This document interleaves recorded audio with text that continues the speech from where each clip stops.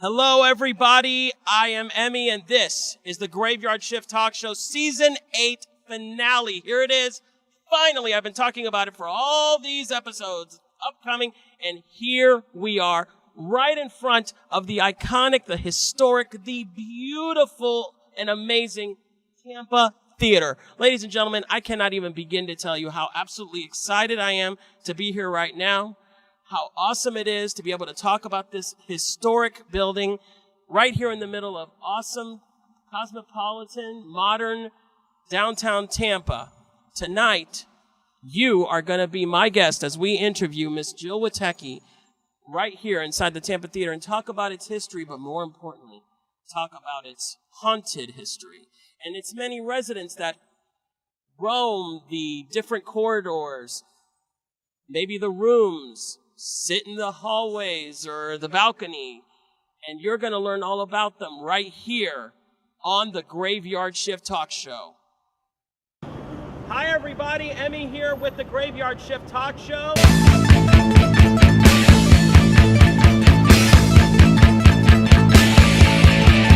Everybody's going to the Graveyard Shift. This is what you want to do. Everybody's going to the Graveyard Shift. See what Emmy's got in store for you. Pop culture fandom, talking with celebrities, funny facts and fun giveaways. Anime and gaming, science fiction movies, ghost hunting, it's on today. Everybody's going to the Graveyard Shift.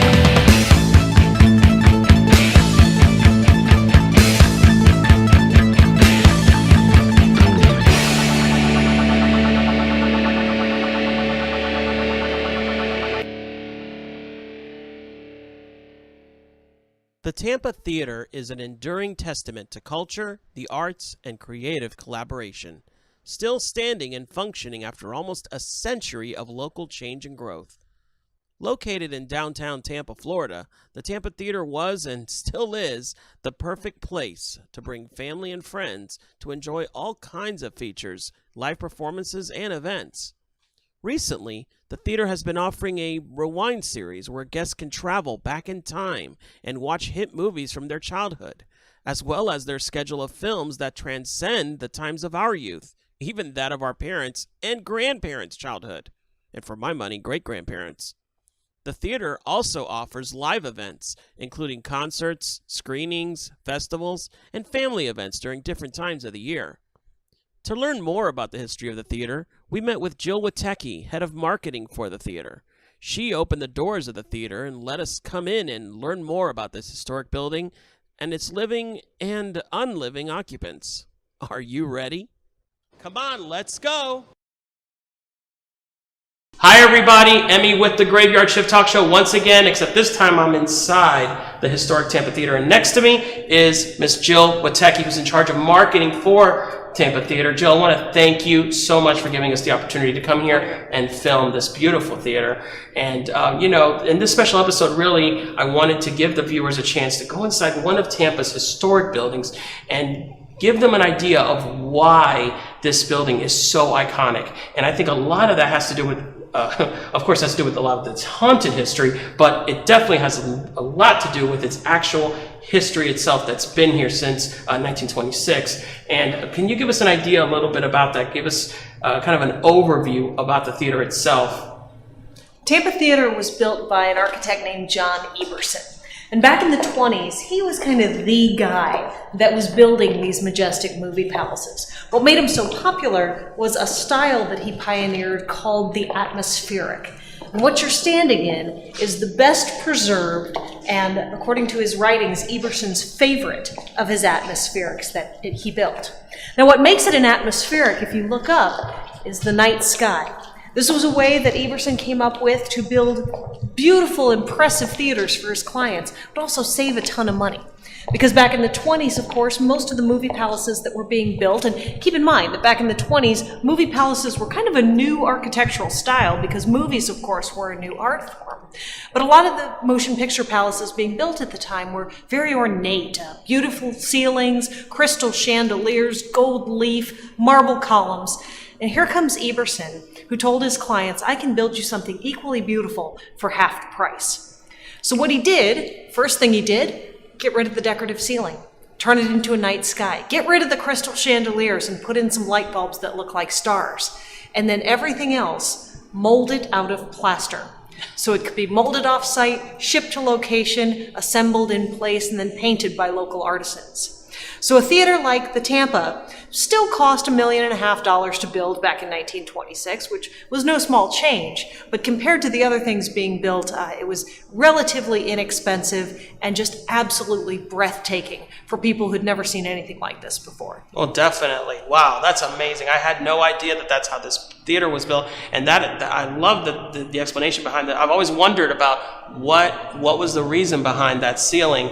Economics. Yeah, there you go. I mean, that's a very big motivator, isn't it? And, that kind of drives to our next question. So one of the things that I discussed very briefly in the beginning was how kind of the Tampa Theater kind of stayed while the rest of the downtown area in Tampa was growing. And of course, every growth ends up affecting something that had been already there, like the Tampa Theater. And I'm curious, how did it survive the turbulent times of the 60s? And even when things were going so bad and everyone, well, I don't want to say bad, but everyone was moving kind of towards a suburban environment. How did this theater kind of survive all that? Well, that's a great question. And in the movie industry, the 60s weren't nearly as turbulent as the late 40s and early 50s. So rewind again, back to 1926. Tampa Theater was not the only motion picture palace in downtown. Not the only one on Franklin Street, in fact.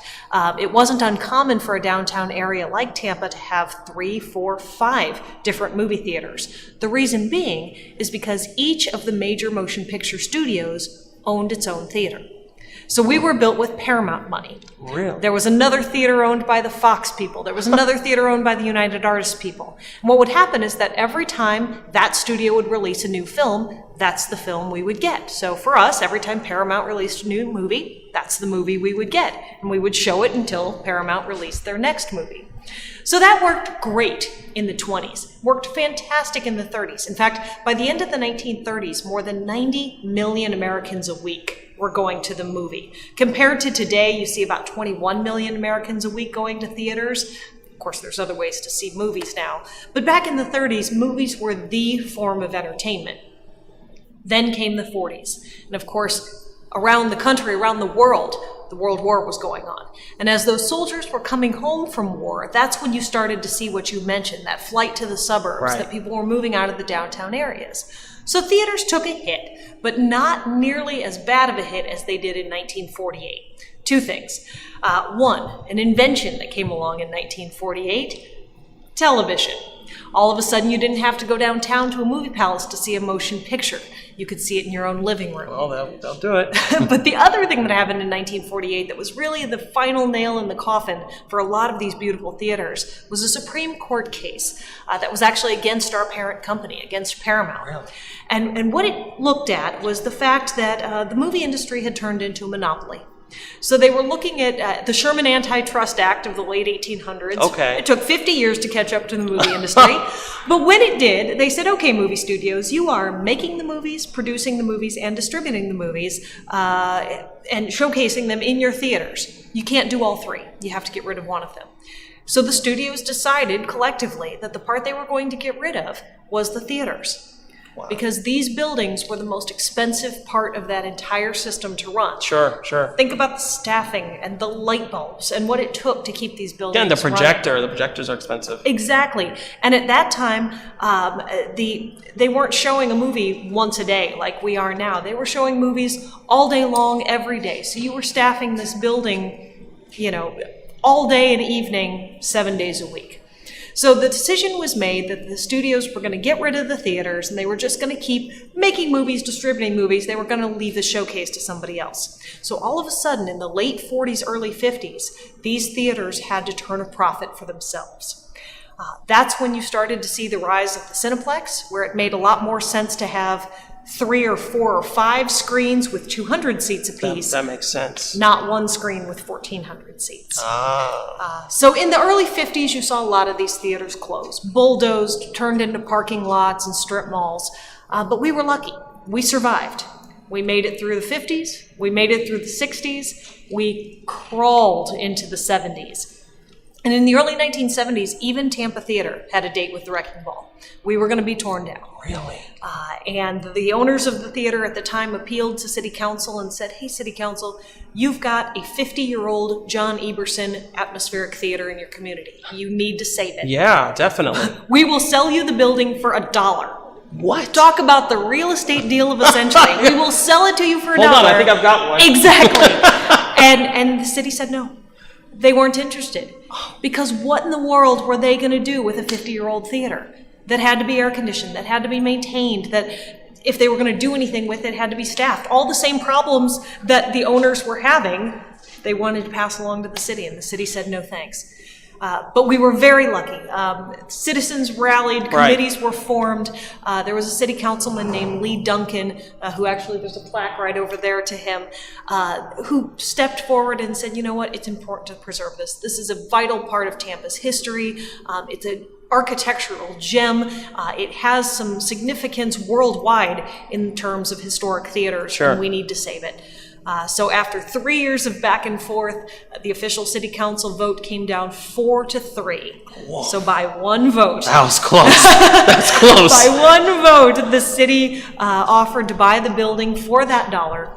And to this day, all these years later, Tampa Theater is owned by the city of Tampa. That's great. And we are operated as a nonprofit cultural arts organization by the Tampa Theater Foundation. Wow, what a story. What a story. I mean, that blows me away. That's amazing. And it just shows the tenacity, the determination, and just the what I was talking about, the strength of unity, and how that people coming together, working together can keep something so majestic. And so to your question of, what was happening in the 60s, in downtown Tampa, not a whole lot. So Tampa Theater has been here for the highs of downtown Tampa, for the crushing lows in the 60s, and even worse probably in the 80s. Absolutely. But now that we're starting to see downtown come back, it feels good to still be anchoring Franklin Street, lighting up that marquee every night. Absolutely. And what a marquee it is. What a marquee it is. It doesn't hurt that the name of the city is 7 stories tall on the outside of our building. That's true. That definitely doesn't hurt. I mean, especially if it's gotten through that much of history, hey, it could survive pretty much anything. Which leads me to my next question. Speaking of surviving, I understand that in all that time, I'm sure there's been a lot of living, coming and going, and so I guess now we can start talking about the haunted history of the Tampa Theater. And now, inside the actual theater itself, and here we are. So you've already heard the history of it, the living history, as it were. Now we're going to talk about the other kind of history, because that's what this show is about, right? I mean, we talk about all kinds of different things, but when it all comes down to it, why do we really watch the Graveyard Shift Talk Show? I mean, aside from, basking in my handsome glory that is I. But anyway, what is it about this theater that has paranormal enthusiasts so piqued, as it were? Well, there are several stories, actually. And, of course, the most well-known of them is that of Foster Fink Finley. He's actually known as Fink. And Fink was a gentleman that actually worked in the theater in the projectionist booth. And Fink was very, very, very dedicated to his work. And unfortunately, one day in the late 60s, he passed on. Or, well, I guess maybe he didn't. Because ever since then, employees and staff have been reporting all kinds of things that have been happening. And of course, we'll talk about that a little bit more with Jill. In addition to that, in addition to hearing the different noises, things falling down, people leaving objects in one spot and seeing them in another, we have another one that's actually an actual apparition of a person, a bodily apparition, and that is the famous Lady in Waiting. And she is a lady that's apparently waiting for something. We're not sure what, but you're going to hear about it right here. Don't go anywhere. And if I were you, I'd leave the lights on. And here we are, guys, in the actual audience area of the actual theater itself. And once again, we're joined by the lovely Jill Witecki. So Jill, now comes, well, I mean, it was fun, of course, to talk about the history of the theater, but now we're going to talk about the haunted history. So, I mean, the audience kind of heard me talking a little bit about some of the ghostly residents. So can you tell us a little bit more about them? Well, there's several stories that when we do our ghost tours that we like to tell. And I have to say that of all the things I get to do here in this amazing building, ghost tours are my absolute favorite. I am a huge Halloween fan. I'm a huge fan of the haunted genre. I love programming our Nightmare on Franklin Street series in October. That's a great series. We have so much fun with it. But getting to tell the story of this building in terms of the employees and patrons and other entities that we think still reside here is just so much fun for me. And even the people who don't believe in it, and of course we find the skeptics all the time, I hope realize that if they come on a ghost tour here, it's still a good story. It's still a good history of the building, even if they don't actually believe that there's somebody still here from back in the 30s, back in the 60s. Of course, at the same time, if we have any say at all over where we spend the afterlife, why wouldn't you pick a building like this? Why not here? That has amazing positive energy flowing into it every day with all of the patrons coming and going. You get a new movie on the screen every night. You get a Wurlitzer organ concert before every single one of them. To me, this is what heaven looks like anyway. So why not stay here? I can't disagree with you. I would love it. Now, when I started here about 5 years ago, I took over for a director of marketing who had been here for 25 years. And she was the one who had collected all of the ghost stories. She was the one who would give the ghost tours back in the day. And so a lot of the stories that I have are stories that she has passed down. Like any good storytelling tradition, they're passed down from generation to generation. But in going into planning the new ghost tours over the past couple of years, we've also done a lot of work with a local paranormal group called Genesis Paranormal, GPS. Right. And they're the ones that come in a couple of times a year, actually, to investigate the building, to get new video, new audio, new evidence that we can share on these tours. And this is so it's continuous. That way we are always learning. That's great. And it was because of GPS and the work that they did that we were able to flesh out one of the stories on the tour, and that's the story of the man in the fedora. Now, interesting. I mentioned that I replaced a woman who had been here for 25 years when she retired, and she told me a story that one day she was walking through the back of the auditorium. Now, keep in mind that most times during the day, the building is relatively quiet. It's not until the evening that we really get going with the movies. So she was meeting somebody out in the lobby for a meeting, and as she came across the back of the dark auditorium, she thought she saw somebody sitting out in the audience. And it looked to her like a man in a fedora. So she called out to him and asked, if she could help him. It's not unusual that the people at the box office might let an appointment into the building to enjoy the air conditioning. Right. Well, when she called out to him, she says he stood up and turned around to look at her. And when he turned around, he disappeared. Whoa. So she went looking for him. She went out to the box office and asked if they had let anybody in the building, and they said no. So she came back in here and checked all the doors and got a flashlight and looked around backstage and couldn't find anybody. So she was convinced that she had seen an apparition out in the audience. Whew. And that was the end of the story. And nobody else had ever had any experiences out here. Nobody else had ever seen anything. Nobody else has ever talked about a man in the fedora. So between you and me and your viewers, I always kind of assumed that Tara may have augmented that story a little bit. That she had come up with it just so she would have a personal story to tell on the ghost tours. We don't do that on this show, do we, guys? Well, in the haunt industry, there is a fine line. Of course. You are either true or you are a haunted house. Right. And so we try very hard with our ghost tours and with our late night lights off paranormal experience that we do in October to keep it real. There's not going to be people in sheets jumping out at you. We're not, piping odd smells into the auditorium, and we'll talk about some of those when we get upstairs. We want it to be a genuine experience, so that if somebody has an experience while they're here, that we can document it and we can try to debunk it if we can, or tell them that they indeed have experienced a Tampa Theater ghost. But when GPS came out for the first time, and when I first started working with them, I told them the story of the man in the fedora, and I said, guys, I'm just not convinced. We need to get some more evidence to go with this story, other than one, eyewitness account from 10 years ago. And if we can't get any more evidence, then I think we need to let the story go, and we need to focus on some other things. So they came out that night, and they set up cameras and recorders and monitors all over the place, and they had a camera sitting up on the stage, pointed back towards this area in the auditorium. And so we did our investigation that night, and later, several weeks later, when they came back to me to present the evidence, I said, okay, well, tell me about the man in the fedora. Should we leave it in the tour? And they said, oh yeah, you definitely. I would have to said leave definitely, that in yeah. the tour. Yeah, you got to, yeah. So. Well, because you never know. You never know if it, Oh, but we do. Oh, but we do. Oh, okay. Now well, we know. Now you know for sure. Okay. Because you never know. We were talking about whether because you might have augmented some things, and but now okay. We have evidence that there is something out here. Oh, wait a minute. Okay. And it comes in a couple of forms. The first thing they showed me was a piece of video that, again, there was a camera sitting up on the stage, and the piece of video shows what appears to be a light anomaly about the size of a grapefruit. And, we've all seen dust on infrared cameras. We've all seen bugs. We know what that looks like.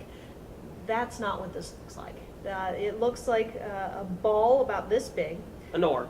An orb, if you want to call it that starts at the end of the row, zips down the row in a straight line, stops over the seat, drops into the seat, and disappears. Huh. What seat was that? It was seat 308. Okay, so this seat is 308. So this is our buddy, the man in the fedora. This is where we think he likes to hang out. And this was the seat that light anomaly dropped into when it disappeared. And this is about the area of the auditorium that Tara referenced when she told her story. Oh, she said she saw somebody out in this area. Oh, Tara's being vindicated now. So, of course, we've had to investigate further in and around seat 308.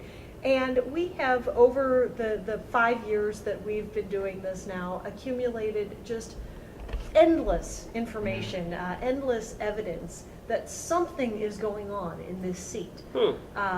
We've had the K2 meters out here. We've seen EMF readings that are, baseline readings as you come down the row that spike when they get to this seat and then drop off when they get to your seat. Interesting. We've had readings that seem to spike in conjunction with people talking to it. It seems to respond. Oh, interesting. And even more interesting, it seems to respond to women more than it does men. Chauvinist. Well, if I was just kidding. Here to see a movie and maybe right? entertain a lady friend, Yeah, you then never it know. makes sense. Maybe it's Frankie. Well, we've asked. Oh, you've asked if it's Frankie. Not if it's Frankie in particular, but we've asked if he wants us to know his name. And the answer has always been no. Oh, well. That he'd rather just be the man in the Hey, fedora. the guy just wants to eat his popcorn and watch, A man of mystery. There you go, there you go. But probably the neatest piece of evidence that we've ever gotten in this section was we were doing an EVP session, and one of the investigators was asking about just general questions. Do you want to tell us who you are? Can you tell us why you're here? How long have you been here? How many years? And all of those questions, when we listened to the tape, went unanswered. There was nothing. Interesting. But toward the end of the recording, the investigator says, we're not trying to get rid of you. We're not trying to get you out of the building. We're just trying to learn more, and we're trying to help Tampa Theater. And then he went on with a couple more questions and wrapped up the session. Well, when we went back and listened to the tape, you heard him talk about, we're not trying to get rid of you. We're just trying to help Tampa Theater. And right after he said that, you heard a man's voice on the tape say, "I'm trying." No way. So we've Wow. shared that, of course, with our development folks. We are a nonprofit, so we're always fundraising. And we've said, the ghosts are trying to fundraise too. Sure, They're all sure trying they to are. help Tampa Theater. Of course they so are. We should And play they've got that a for better the time donors. budget than we do. Seriously. They're always here, they can always... One more little plug. But, we're getting ready to reseat the theater. These seats have actually been here since 1976. Oh, you're not going to get rid of this one, are you? Well, we're going to get rid of this particular seat, although I'm kind of hoping that it ends up in my office when it's all over. Well, not the man in the fedora, though. I don't know if you don't want him necessarily. No, well, he's welcome to hang out anytime he wants. But when we reseat, we've had questions and comments that people are so sad that they're never going to get to sit in the seats that their great-grandparents did. Oh, wow. Well, these aren't the seats their great-grandparents sat in anyway. Again, these have only been here since 1976. Interesting. And we know that they look nothing like the original seats. We know what the original seats look like. We have some of them. We have all the photos. And so when we reseat this fall, we're going to be closed for about 6 weeks in November and December to do that work. And the new seats that are coming are almost exact replicas of what was here in 1926, with the exception that they are much more comfortable. Oh, okay. They are not stuffed with hay like the original ones were. We are going to increase the legroom a little bit because in this row you've got a lot of legroom. Sure. Some of those rows in the balcony not so much. No, yeah. So we're going to replace the seats with a little bit more comfortable, a little more legroom. For the first time in the history of the theater, cup holders. We've never had cup holders before. My goodness. But we are making sure, we have already talked about the fact that when we reseat, when we give the man in the fedora his seat back, this will still be the 300 section, and there will still be a seat 308 for him to sit in. Well, I'm sure that he will be very happy to hear that. You don't want to annoy the no. longtime patrons. No, definitely not. You hear that, sir? We don't want to get you out of here. We're, as you say, we're trying to help, right? We're going to take care of you. That's right. Wow. Now, I know that there's another one that's supposedly the lady in waiting. That's another. Do we know anything about that, or? A little bit. You want to go upstairs and I'll show you? That will be great. And also, while we're up there, maybe we can see if Fink will pay us a visit. So stay tuned. We'll be right back on the Graveyard Shift Talk Show. Don't go anywhere. And don't you go anywhere either. So tell me a little bit about Frank. I understand that he's up. Hello, everybody. Here we are with Jill once again, and this time we're in the mezzanine area of the Tampa Theater. This time we're going to talk about the Lady in Waiting, I guess. So can you tell us a little bit about that, Jill? The Lady in White is probably the most often seen of the apparitions in Tampa Theater. In fact, she's the only one really that manifests as an apparition. A lot of them, Fink likes to show up as smells. A couple of them show up in audio recordings, but the Lady in White is really the only one that our patrons and our employees have ever claimed to see. And she most often manifests as a lady in a long white dress walking through the hallway here behind us. So we've had volunteers that have seen her. We've had a couple of different employees who have claimed to see her. In fact, we have one volunteer who says she sees her every time she comes in the building. Now, I've never been able to verify that, but she fully believes that her and the Lady in White hang out every time she comes here. But it wasn't really until we had a sensitive in the building and we were touring her through that we got a little more information about who the Lady in White is and why she might still be here. We know that there's only been one death on the property since it's been Tampa Theater, and that was one of our ticket takers out next to the box office several years ago. But we had heard stories that there had been a young woman who was killed when she was hit by a carriage out at what is now the corner of Franklin and Polk Street. Yeah, that's right around the corner. Exactly, it's right outside. And the story goes that she was waiting for a boyfriend or for her husband, and while she was standing out there waiting, she was struck by this carriage and killed, and has ever since been attached to the property independently of what was built on the land. So we had a sensitive come into the building. Her name was Red, and she's with a group called Fire and Ice. Now, the way it works when you bring a sensitive into a building like this is they don't want to know anything coming in. They want to experience the building cold.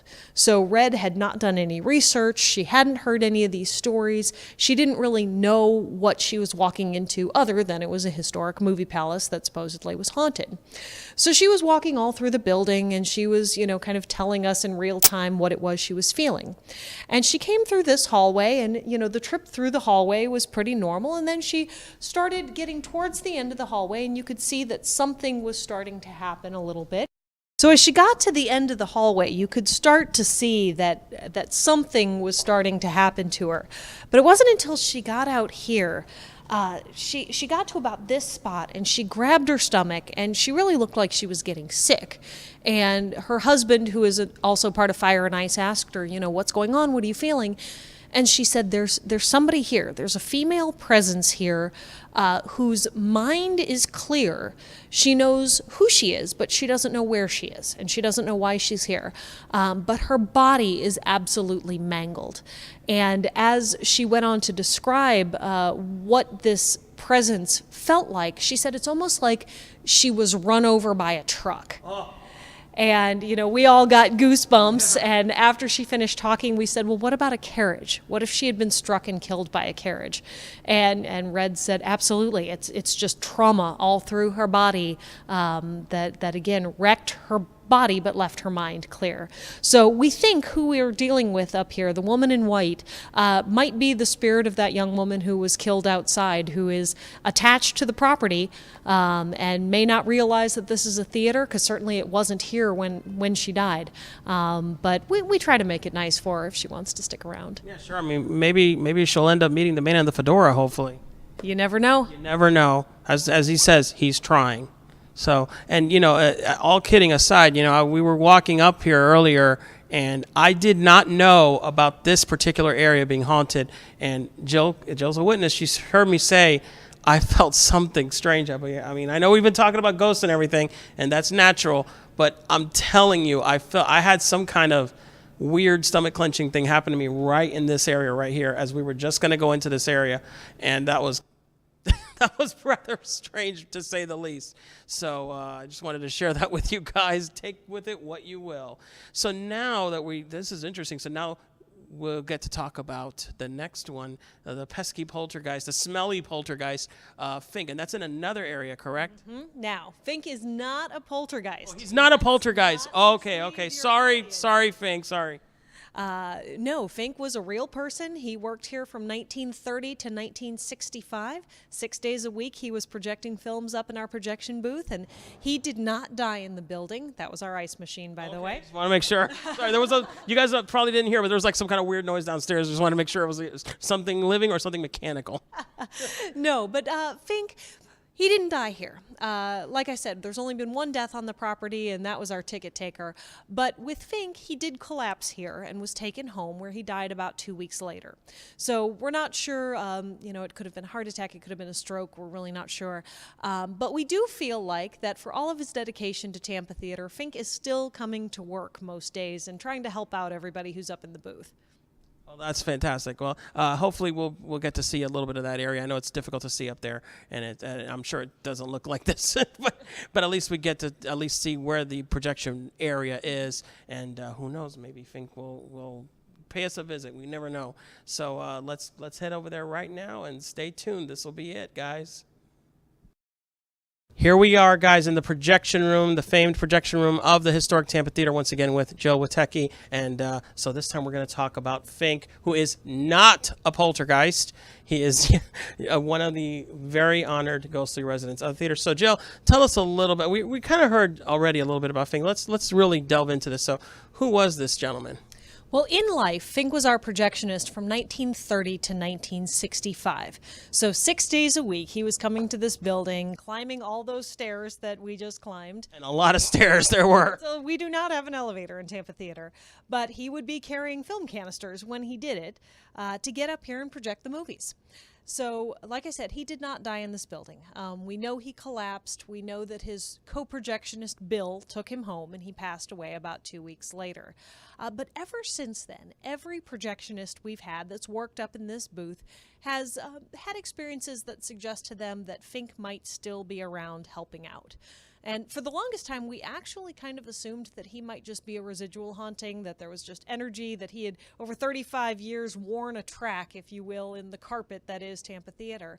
But more recently, and with a little more research, a little more investigation, we think that he might actually be intelligent, that he might actually be interacting with the people and things that we bring up into his space, and actively trying to help out where he can. Well, that's wow. So then what are some of the things that have happened that have led you to this theory that you thought he might be actually intelligent and not just passing by, as it were? Well, before, the number one report that we would get actually from our patrons are smells up in the balcony.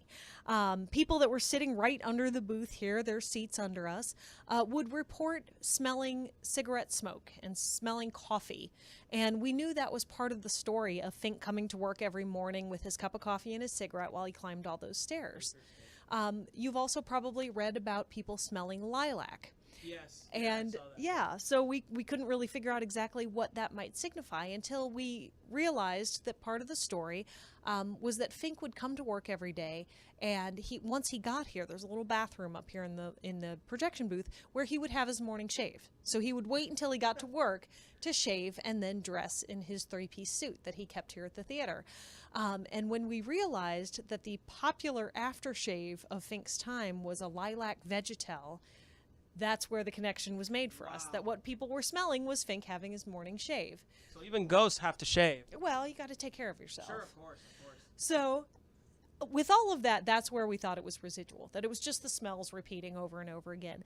But when we started talking to the projectionists, several of them have just felt a presence when they're up here working. It feels like somebody's looking over their shoulder. We've actually had several of our projectionists be tapped on the shoulder, especially while we were projecting film back in the day. At that moment of changeover, when you were changing from one projector to the other as the reel ended, our projectionists would feel like somebody was tapping them on the shoulder during that moment of changeover. But what really did it for me, I think, and what really honestly creeped me out a little bit, I feel like the ghosts here know that as much as I love them and I love telling their stories, I don't want to run into them in a dark hallway. I like working here too. Same here. I respect their space and they respect mine. But we were up here one night with GPS, and they had brought with them a proximity sensor, with an antenna. Right. And it would, when you got about a foot away, it would start to make noise. The closer you got, the louder that noise. And if you touched that antenna, it would just squeal. I mean, you could hear it everywhere. So they brought it up here, and they actually put it in the back room. If you look toward the end of the hallway, there's a little storage room back there at the end of the projection booth where he tends to hang out. It seems a lot of the readings that we get are down there. So we took the proximity sensor, we put it in that room, we'd carried it with us all night. It had not done anything anywhere else in the building, and we left it in there and came back out here into the other part of the room, and immediately it started going off. And we, of course, all went scurrying back there and looked at it, and it was lighting up, and it was going off, and nothing appeared to be touching it. So again, we started asking some questions, and it did appear to be answering. It did appear to be going off in response to the questions. And, I very much enjoy the mental image of Fink, who must have been a gearhead to work around all this equipment all day, standing next to it going, "What's this thing do?" and just pinching the antenna and making it squeal. That's great. That's wonderful. And what a wonderful image of him, Wow. There you go, guys. I mean, I don't know how much more you can get than that. And, of course, we didn't run into any right now. I mean, I don't know if they'll show up during editing, but you never know. And, Jill, I want to thank you so much for all of your time. I mean, I'm sure we can go on for hours and hours talking about all the other different things. Come back in October, and we will. Oh, absolutely. I will take you up on that. We will definitely be here. So, guys, that's basically what we got for today. And I want to thank you so much for joining us on the Graveyard Shift Talk Show. And I'm sure if Fink were here, he'd say, "Get out of my projection room. I got a movie to show." So, Jill, once again, thank you. It's been an honor. It's been an honor. And, of course, I want to thank Albert Fields, my cinematographer, and Hector Melendez for all of his support and all his hard work. And we'll see you guys next time on the Graveyard Shift. This is just the beginning of season 9 coming up, guys. I'm punching out. Peace. I am rolling. Okay, this is Graveyard Shift Talk Show special season finale episode, Tampa Theater. Mark. Said Mark like that. It's finally here. The episode I've been talking to you about for all these times, all these we're like, I'll do what is the time? Okay, check out the time. wouldn't you know, here we are in front of the iconic, the historic Tampa Theater, right here in modern day downtown Tampa. We've got this absolutely beautiful building that's just Graveyard Shift Talk Show Season 8 finale, Mark. Hello everybody and welcome to the Graveyard Shift Talk Show Season 8 finale. My name is Emmy and we are here to talk about the Tampa Theater, one of the most historic buildings in downtown Tampa. It is so full of history and get this over here.